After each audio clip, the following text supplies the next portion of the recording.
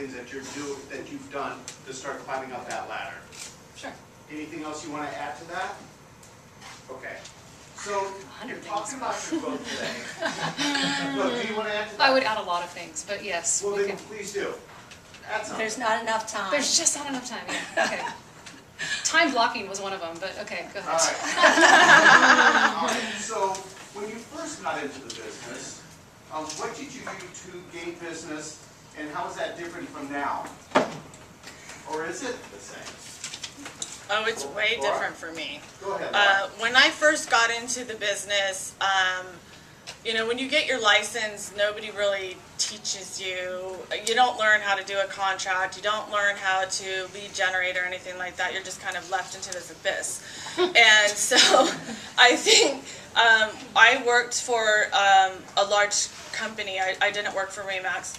And I would ask other agents if I could do an open house for them. And that's kind of where I started my business. I was terrified of anybody knowing that I was new. And I think it's really, really, really important that you educate yourself. If you are not with a client and you're new in this business, you should be going out and looking at property. You should know models. If you have a buyer in your car or in your office and they say, you know what, I want something around 450, I don't care if it has a big yard, low HOA or something like that, then you're thinking, okay, well, if they're open to like the West Creek track or maybe something in Fair Oaks, or if they're like, I want a big backyard, I've got an RV, I don't want HOA, I don't want Melrose, you're like, all right, Saugus, exactly. Maybe a Miramonte, you know what I mean? So you really need to go out and look at property, know the inventory. I actually used to come to title talks so that I can learn. Obviously, when you first get into the business, you don't have a huge budget.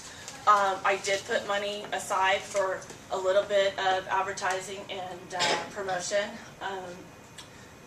Back then, Mike helped me with flyers, door knockers, things like that. When you're going to do an open house, door knock the area. Invite the neighbors to come by, because when you're doing an open house, you're not just looking for buyers. You have to also think about the fact, especially if it's the first open house in that neighborhood, that sellers are going to come by. So you need to look professional. I once got a listing just because they liked how nice that I was dressed and the way I presented myself. And so you have to put yourself in that mindset that you also want to get sellers.